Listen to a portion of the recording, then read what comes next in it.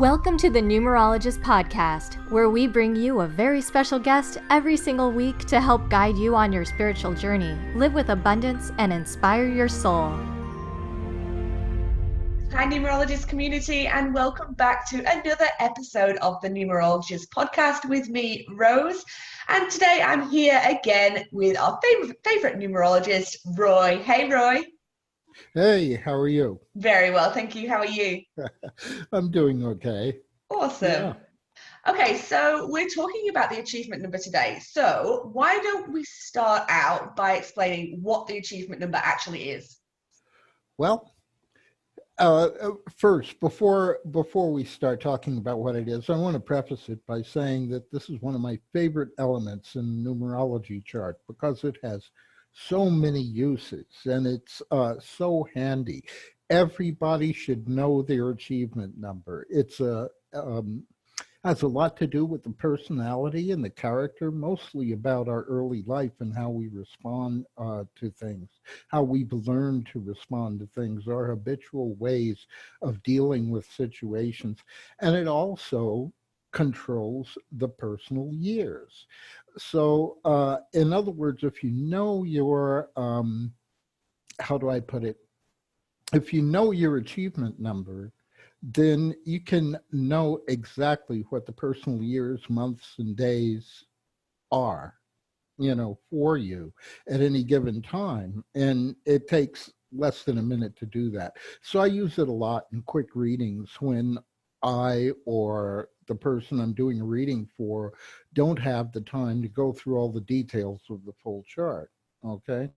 There are some things that are easy to see with the achievement number, and there's some things that can only be found by an expert in numerology, but beginners almost always miss the most important and relevant things in the chart because of not realizing the importance of this achievement number. And that's because popular astrology pretty much ignores everything except the basic definitions of the sun and moon, if they go that far, leaving you with nothing that's useful and usually not even entertaining.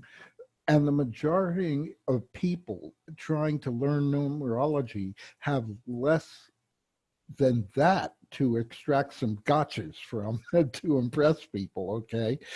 So, and that's because most of them spend most of their time trying to memorize set meanings for the 9 basic numbers and make up definitions and metaphysics for whatever they're seeing that really don't make any sense whatsoever. Okay, so what I'm going to try to do is to give you some personal experience and tips about this achievement number and some things you can do with it in order to help improve your knowledge of numerology so that you can actually make sense of some of the most basic principles of numerology and learn some simple ways to help you direct your own future, help you create your own future. I think it's the most practical starting point for anyone trying to understand numerology. And as a matter of fact, if I was writing a book on this subject, it would be my first chapter. Okay. Wow, That's so yeah. interesting. So let me get this right. So this sounds like a crash course in being a great numerologist, right? Is that what we're doing here? Yeah, I guess we could call it that. We're calling it an introduction in being a great numerologist. I don't have a problem with that. Mostly it's about the basics of what the achievement number can and will do for you once you learn how to use it properly. It's like one of those kind of things in a science fiction movie when they say, what if this knowledge fell into the wrong hands? You know what I mean? It's almost like a magic trick. Once you know how it's done, you can do it and amaze people by talking them as far down the rabbit hole as they want to go. Okay. Got it. Okay, cool. So with that in mind, where do we start? With the calculation. Nothing could be easier. The achievement number is the sum of the month and day of birth. When you ask people their birthday, that's usually what they say. A lot of people, young and old, don't like revealing their age. You don't need their age. Okay. And I'm going to tell you why in a few minutes. Even if they do give you all three pieces of the life path, which is a month, day, and year, this is enough to start a good reading for them or for yourself without even having to memorize what the life path numbers mean. All right. So let's see. When you have the month and day, you're looking for the numerological sum, which means that you're reducing it to a number between 1 and 9, or you're saving it as one of the four karmic numbers, 13, 14, 16, and 19, or one of the master numbers, 11, 22, and 33. In fact, this is the only place in all the life path numbers, the way you work the life path numbers, that you'll find a 33. In name numbers, it's quite common, but the 33 shows up in the achievement number and does not show up in the life path or in the whatever, the birthday number. You know, there's no 33rd day of the month. Yeah. Okay. Yeah. Okay. Yeah, that makes sense, because I do remember us talking about, there was no 33 in those life path numbers. So how come it shows up here and not in the life path number? Okay. Well, it's because it's the in every month of the year, except for January and February, there's a sum of the month and day that equals 33. Okay, in January, the month number is 1, and the last day of the month is 31. That's only 32. That's a 5. In February, even during a leap year, when there are 29 days in February, the month number is 2, and that only leaves us with 31. March is a different story, of course, because March is the third month of the year, so March the 30th is the 33. April the 29th is the 33, all the way through December the 21st, which is the 33, and so on. Well, can you tell us a little bit about, the master numbers and the karmic numbers as well, and why we should be concerned with them? Yeah, it's important not to miss them. The reason that it's not so important not to miss them, because the numbers ring too many bells, that can distract you from what's important. See, we analyze most compound numbers by considering the 2 digits of the compound number in combination. Like 12 is like 1 and 3 put together. The karmic numbers are special because they have meanings that are special and are outside of the individual digits meanings. When we're analyzing the achievement numbers, we start by looking at the core issues that a person's going to experience in their life.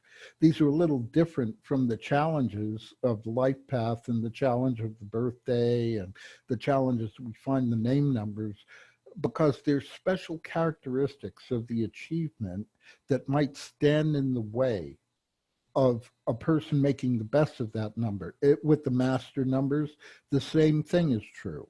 Okay, despite what they are called, the person who has them in significant positions still has issues like any other human being. And when they are identified as being the achievement number, these issues are usually quite pronounced in their life. Okay. So let me give you some details on those. Awesome. Yeah. Okay. Yeah. Let's start with 11. 11 is very positive and intuitive number. 11 is a clever thinker, as well as being a good organizer or negotiator. But the core issue is that their visionary and intuitive powers show them how things should be the way they think they should be anyway. And they tend to be frustrated when they're not able to bring them into line with their ideals. Okay, this causes a lot of the mental tension and high-strung nature of 11s. All right, and it also has shows their tendency to pursue any means they find to learn how to do or make things different than the way they are. Once they stop beating up on themselves, um, this can enable them, their uniqueness, the uniqueness of their character can give them very amazing ways to vent the frustration they feel.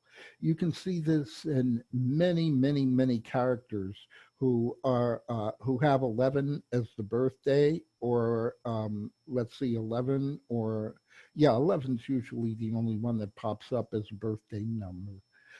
We can see it in even more pronounced in people who have 11 as a achievement number. And in fact, it's even more pronounced as an achievement number than it is as a life path. And I'll tell you why in a little bit. Okay. 13 can be innovative and somewhat visionary as well, but 13 is more experimental. The core issue usually has to do with their problem of accepting people's advice. You know, the 13 is the kind of person who doesn't pay attention to the beware of dog sign or the wet paint sign and touches it to go, yeah, they're right. You know, in other words, it's a person who will test the reality around them. But at the same time, people with this number are often good at science or law, where finding proof is the main thrust of their occupation. Okay, when they don't, they try to prove things a lot. When they're not involved in one of these kind of professions, they like to, prove it. Okay, 14. Now, 14 has the more is better issue. These are the kind of people you find driving around in cars with the mufflers removed so they make more noise. You know what I mean? They tend to be excessive and more addiction prone than any of the other numbers that sums to 5, because 5 has that problem. All the 5 numbers have that problem, but in 14, it's pronounced. It's like someone who tells you, I only drink on occasion. Well, what's the occasion? Well, I happen to have some alcohol around. It's like 14s are the 5s who get upset when their favorite TV show gets canceled or their favorite snack is out of stock at the store. What, no Cheetos today? Oh my, I'm never coming here again. That's 14, okay? They may be, but at the same time, they're very flexible and bent on enjoying themselves. They're good at finding or creating new things. In the past, I've called this the rock star number because of, these rock stars who just start playing these long guitar solos or drum solos, and they just keep going and going. And on top of that, the rock stars, have that 14 problem that I've spoken of before, being too loud, liking the party too hard, and doing things over and over again and getting the same results. The 16, now this one has a core issue that's kind of complicated. You wouldn't think about this if you're just thinking about 1 and 6, but it's an issue about following your head instead of your heart, okay? It seems to me like people with 16 have strong instincts and intuition and gut feelings, but they tend to ignore them because they believe that just what you see is what you get, or something like that. They'll have these gut feelings, but they'll tend to ignore them, like when shopping, and ends up having to throw it away because they find out that it doesn't live up to its promise. And then they'll find that they couldn't get a refund. Things like that. Like you go out, you see these shoes. I love these shoes. These shoes look great. And the salesman is the perfect salesman for you. In other words, they sell you the shoes. And by the time you've worn them the second time, they start coming apart. They hurt your feet, and so on and so forth. This is the 16 issue. People with 16 have to follow their gut feelings, okay? The other issue with 16 is that they feel hurt. They feel really hurt when other people don't appreciate their advice, don't follow it, don't ignore it completely, and so on and so forth. But again, they're very insightful and have a lot of faith in other people, and even the universe in general, which includes their personal higher powers. But at the same time, this latter part of this, being feeling frustrated when other people don't appreciate or ignore their advice. The reason I always use that one on 16 is because it's 1 in 6, which makes a 7. And this feeling of frustration when other people don't pay attention to them is something that's common to both 6 and 7, and also common to 1.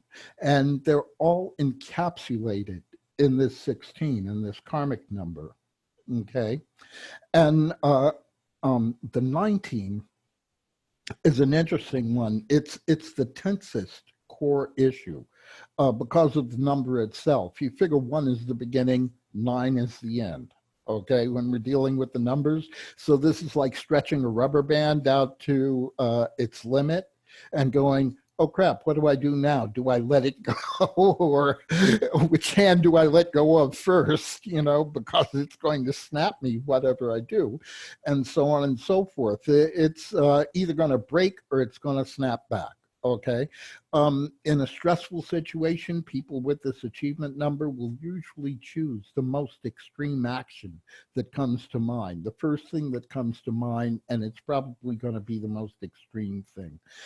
In other words, the only way to release this tension is to let it go and think it through. Otherwise, it's going to snap. The rubber band will snap to one end or the other, or cause one to override the balance in thinking that the solution, where the solution of the situation really exists.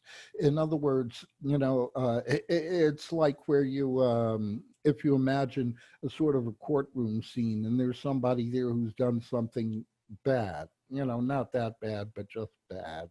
And there's one side of the courtroom yelling, kill him, and the other one is going, mercy, let him go. He'll learn. This is the dilemma that goes on inside the head of a person with a 19. People, one teacher I know uses the example of a person who can flip from 1 minute to the next, from Mother Teresa to Genghis Khan or Hitler. In other words, they want a final solution, but they're just not sure how to find that balance in making that final solution. And it shows up in their everyday lives. A lot of 19's biggest problem is procrastinating, or trying to figure things out in order to work the best.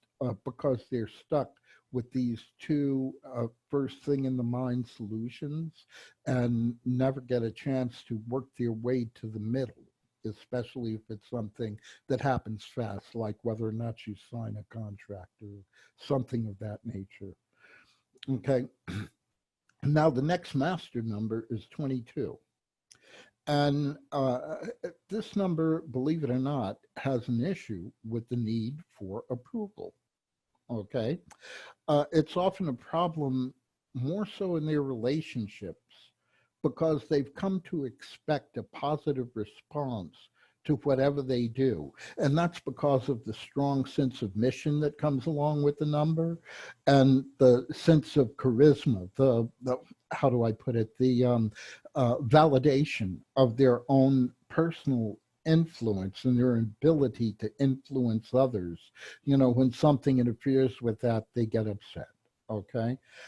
They don't like to waste time explaining their plans in detail or proving that it'll work, because they have an inner sense that it will. So a 22 is not a person that you ask, well, how are we going to do that? a person with a 22 achievement number.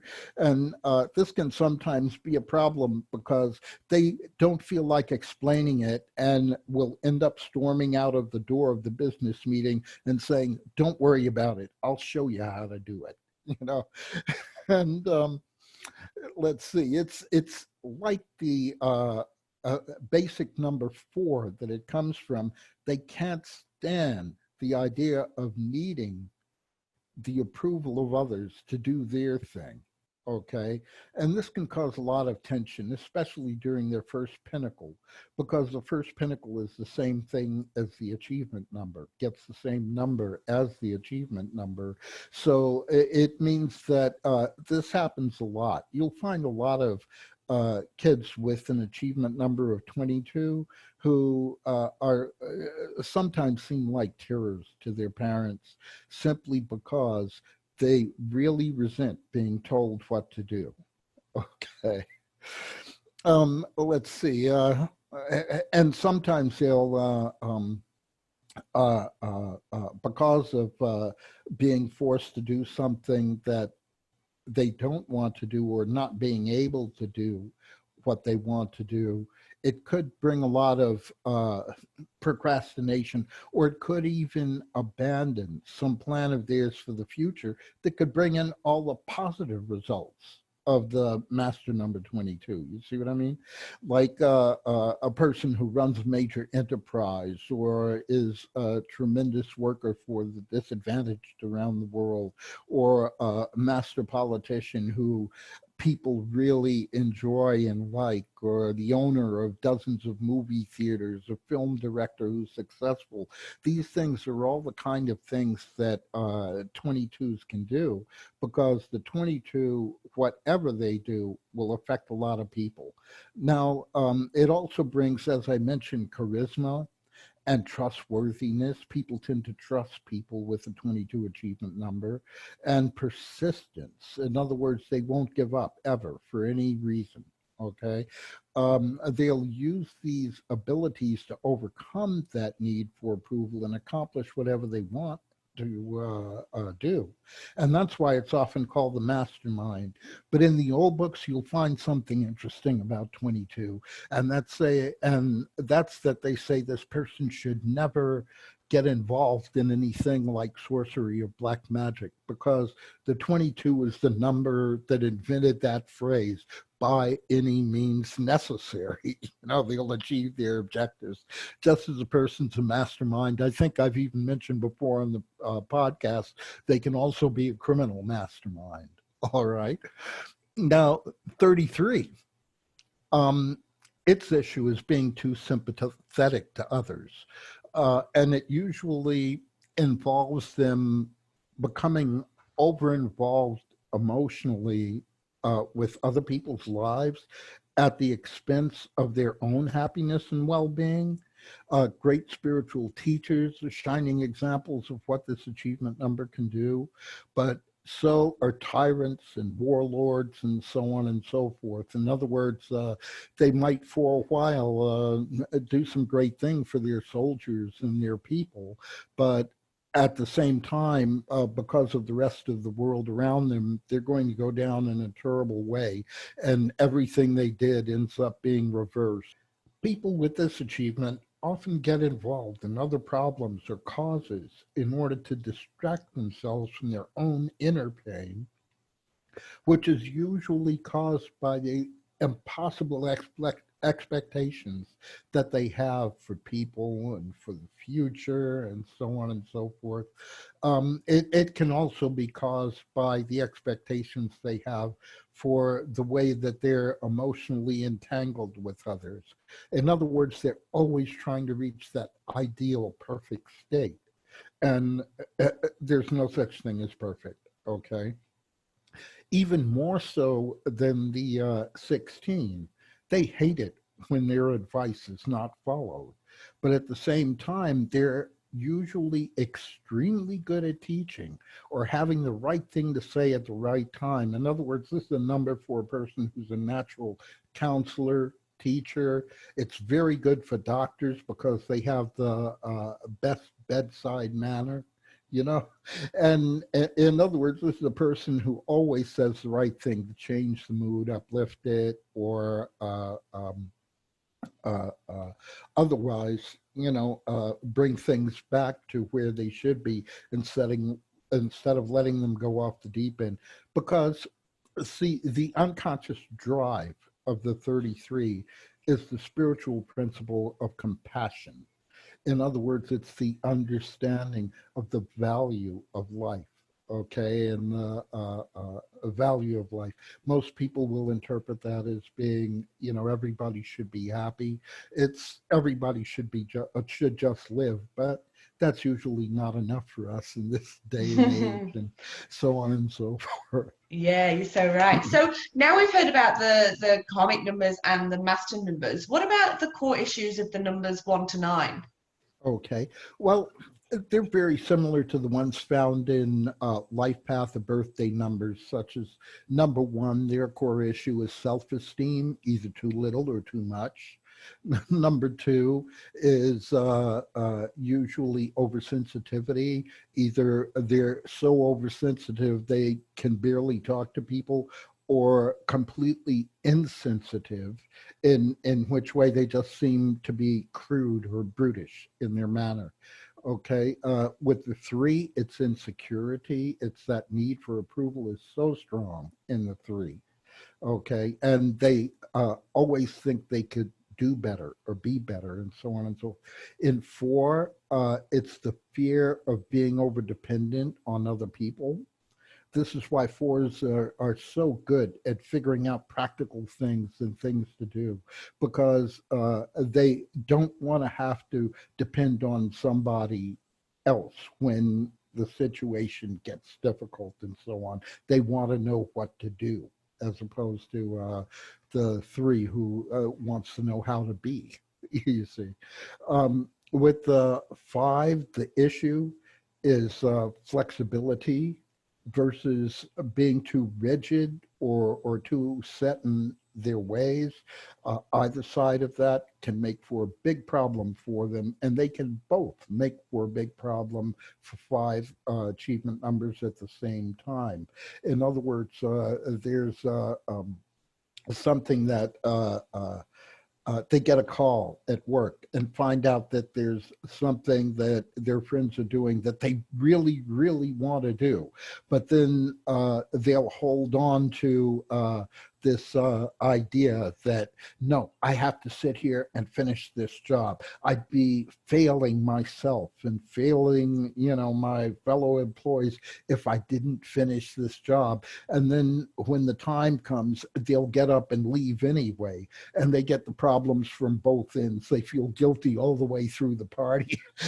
And then they come into work the next day and find out that there's a big problem because they didn't finish what they were supposed to. You see what I mean? This is 5 life. The 6, their big issue has to do with responsibility, either avoiding it or carrying their responsibilities and duties out at the expense of their happiness and well-being. Okay, the 7 is an issue of a lack of or too much faith. Okay, sometimes it's an issue about being different. In other words, sometimes the 7 is like someone who's a musician who spends most of their time at home practicing.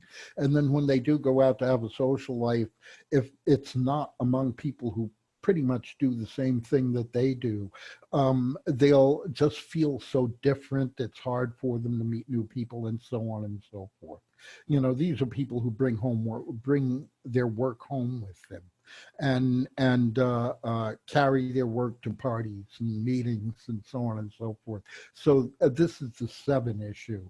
And it may also have to do with faith. A person who's a 7 achievement number can often be very, very religious. And I don't just mean a traditional religion. I can also mean spiritual, to the point where it's overwhelmed their life, and On the other hand, a 7 could be a total atheist who doesn't want anything to do with any new agey or fluffy stuff, or you believe in what kind of stuff. So a 7, as you see, as the numbers get bigger, the issues get better. Okay, bigger. Um, the 8, their issue usually has to do with too much focus on things like money, authority, personal power. In other words, there's either too much focus on the lack of it, or too much focus on protecting it, or too much focus on acquiring these things, these material things. One way or the other, the focus is too strong on one of these issues, or there can be too much focus on one of these aspects of material life. Okay, this has to do with their need for security. The 8 has a basic need for security and consistency in the things that are going on around them. Nobody gets more upset when their investments drop a little bit than an 8. Let's put it that way. And nobody gets more excited and starts thinking about taking greater risks when their investments are all going up. Okay, so it brings up those kind of issues. The 9 has an issue with absorbing the emotional pain of other people. Now, this is important because what happens with 9s is that they tend to be protective by nature, but the way they tend to protect is by either being so compassionate, that they are willing to do anything for the person, or by absorbing their own pain and taking it on, internalizing it, and start feeling like it's their problem.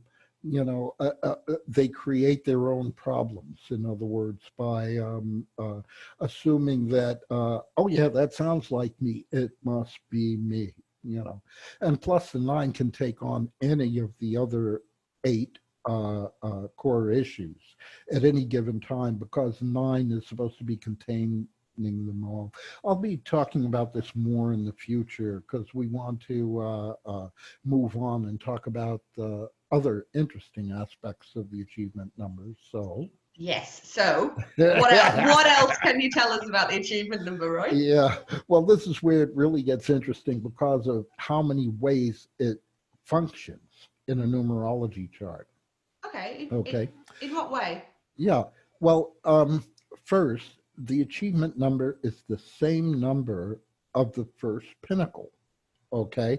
In other words, with the 4 pinnacles, the way you calculate them, the first pinnacle, or the pinnacle of attainment, is the numerological sum of the month and day. We reduce the achievement number to do this most of the time. Okay. If it's one of those 13s or 14s or something like that, we generally reduce it in order to find out what the number is. So you add up the month and day, and this is the way you get the number of the first pinnacle. It's also the way you get the achievement number. The common way to calculate the pinnacles is by reducing first. But if you add together the month and day, it's easy for the subtotal to come out as one of the karmic or master numbers. And this is something that will really give you a lot of juice in a reading, because say the first pinnacle is like 7, but the achievement number actually turns out to be 16. Okay, you can look at that whole area of their life, that whole first portion of their life, as being under the number of 16, as opposed to being under the number of the first pinnacle. So in other words, by learning to read the achievement number, you're learning to read what happens during the first pinnacle. Okay. Now the first pinnacle can last anywhere from like 27 to 35 years of age. So this basically tells the story of the first person first portion of life. So when we get the numbers 1 through 9 for the pinnacle, that tells us some things. We can see the achievement is one of the karmic or master numbers, and that'll tell us more. Okay. And from there, we can see that by studying the pinnacle and the achievement number together, we can often tell the story of how the experiences of youth develop into the core issues that one will tend to face in life, you see. And this is especially true when we look at the formative life path cycle number, because you can compare it to that achievement number or first pinnacle, or you can use this to be the background of the circumstances of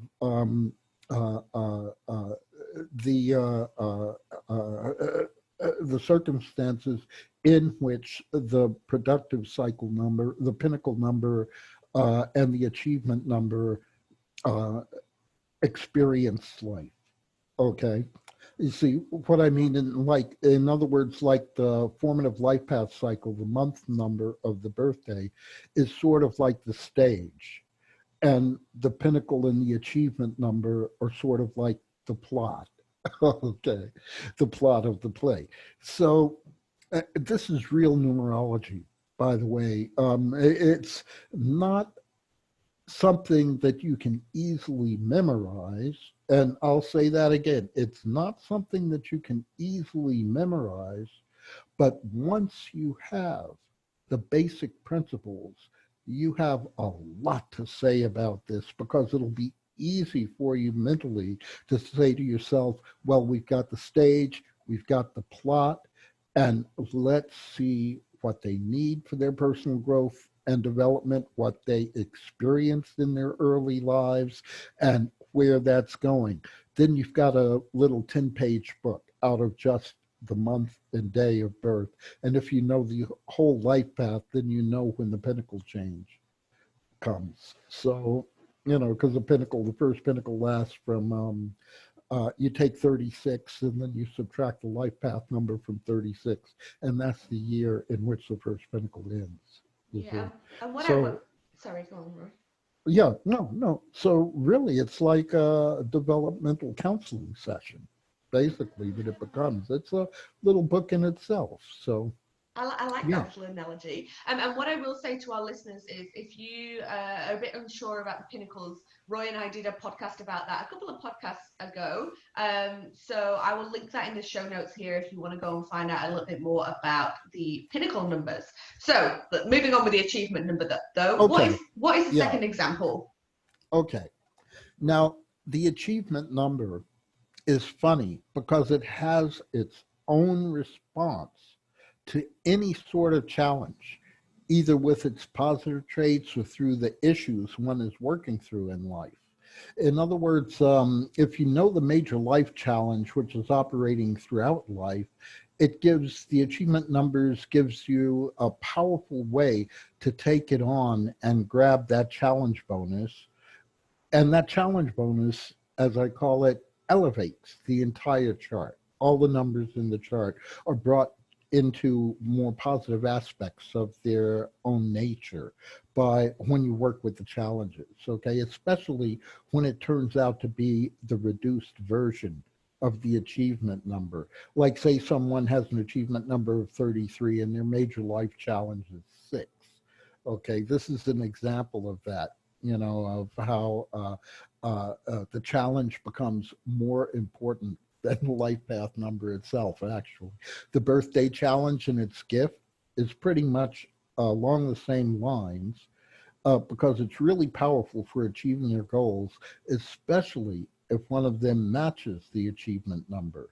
Okay. I know of one author who read any of the parts of the achievement number in this way to identify this sort of issue. There also the name challenges, especially the heart's desire and the soul urge challenge, or one of the lesson numbers, the numbers that aren't strongly represented in the name when it's converted numerologically. We'll be covering this subject in depth in the second podcast coming about the expression number. Okay, so matching the achievement can have a lot to say of great importance to the person who's being read that dives into numerology. Okay, in other words, outside of all the challenges, numbers in the chart, such as the life path, the expression, and others, have their own interactions with each achievement number, whether they're the same or not. You know, in other words, like say a person has an achievement number of 4 and they have an expression number of 3. There's a certain interaction there that's unique to the achievement number, which will have to do with the finding the easiest path or solution to any sort of problem that they may be having as far as self-expression or advancing their own cause is concerned. It's a very useful number for understanding challenges. And like I said, we're going to be doing a lot about this in the podcasts and in the blog posts, showing number comparisons and how they work and so on and so forth.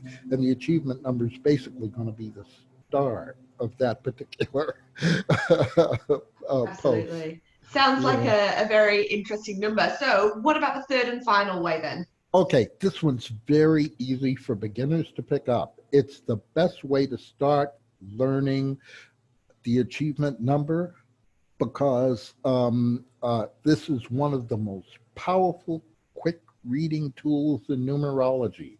And the focus of this little talk is that the achievement number controls the personal year cycle. Okay, this is extremely important to know. If you take any year and add it to your achievement number, the numerological sum is your personal year. We use this all the time. We use it in our what do we call the report that I write every year? The prosperity planner. Prosperity planner. Yeah. Yes, that's exactly how I do it. I look at the achievement number, and then I can see what the universal year is. Like this year's 2020, so it's a universal year 4. Mm-hmm. Compare it to the achievement number, and boom, I know what's going on. Okay. Now, excuse me. Now, if a person has an achievement number of 1, it's a personal year 5 because the achievement number plus the universal year number equals the personal year number. Okay. Once I know the person's achievement number, I can talk to them about this year or last year or the year in the future, what they're planning for next year. Oh, next year you're thinking about moving, aren't you? Oh my God, yes, I get that all the time, just from comparing the calendar year number to the achievement number. Oh, last year must have been pretty tough as far as financial matters were concerned. Oh yeah, we had a problem with this and that and the other. You know, it's automatic. It's like almost like cold reading people. But with cold reading, you have to learn a whole bunch of stuff. With the achievement number, you don't. Okay. Let's see. So I can also see the core powers and issues and whether they're coming out as they should under the influence of these other numbers. Now, not only with the year number, but the month number, which is standardized as 1 through 12.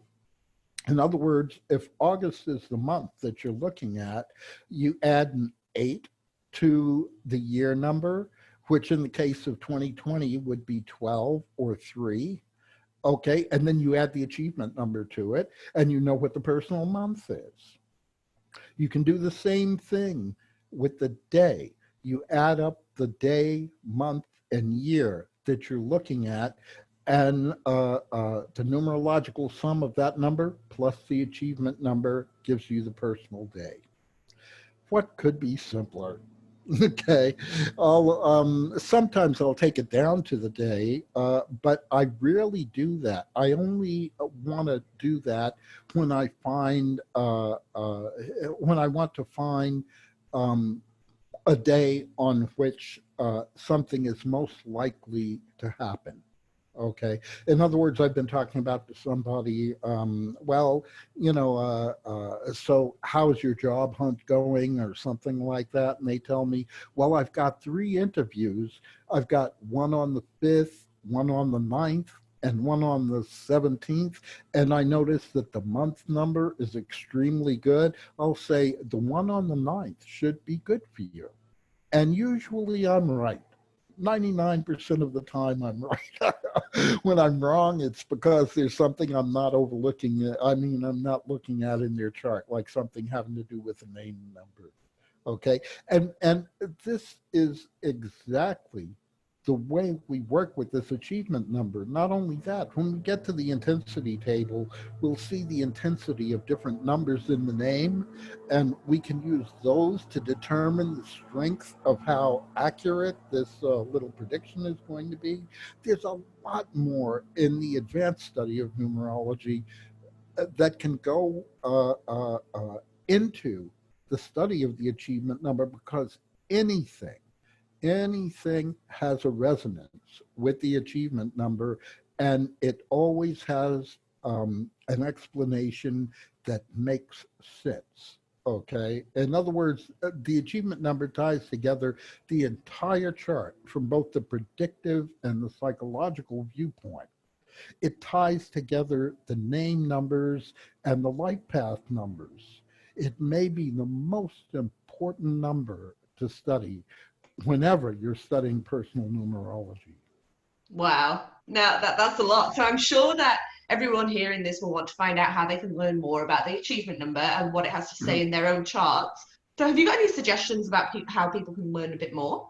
Yeah, well, there's some great information about the achievement number in the reports that we currently produce, especially the Prosperity Planner, which covers all 12 months of each personal year from the angle of financial well-being mostly.